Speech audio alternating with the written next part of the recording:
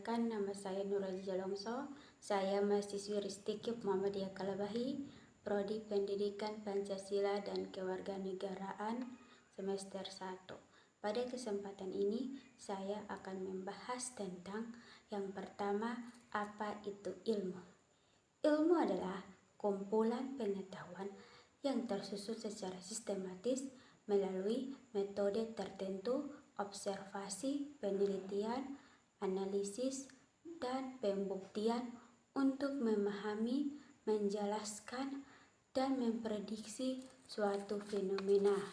Yang kedua, mengapa pendidikan sebagai ilmu? Pendidikan disebut ilmu karena satu, memiliki objek kajian, yaitu manusia dalam proses belajar dan berkembang. 3. Menggunakan metode ilmiah, observasi, eksperimen, evaluasi, pendidikan. 3. Sistematis, tersusun dalam teori, konsep, dan prinsip. 4. Bersifat empiris, berdasarkan pengalaman nyata dan penelitian. 5. Dapat diuji.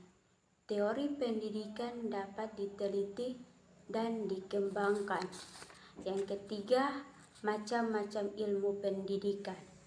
Ilmu pendidikan terbagi dalam beberapa cabang atau jenis, di antaranya 1. Ilmu pendidikan teoritis umum, menyusun prinsip, teori, dan konsep dasar pendidikan. Misalnya, filsafat pendidikan, psikologi pendidikan, sosiologi pendidikan. 2. Ilmu pendidikan praktis terapan, menerapkan teori dalam praktik nyata, misalnya didaktik metodik. Teknologi pendidikan, manajemen pendidikan.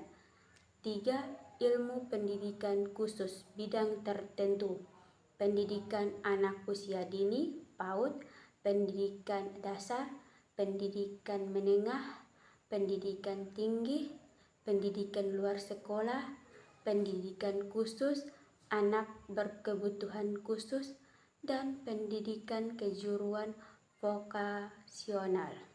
Yang keempat, hubungan antara ilmu pendidikan teoritis dan praktis. Ilmu pendidikan memiliki dimensi teoritis dan praktis yang saling terkait. Di antaranya yang pertama, 1. Aspek teoritis meliputi konsep, teori, model, dan prinsip pendidikan. Contoh teori belajar, behaviorisme, konstruktivisme, filosofi pendidikan, berfungsi sebagai landasan untuk memahami proses pendidikan. 2. Aspek praktis, implementasi teori dalam konteks nyata, kelas, sekolah, masyarakat.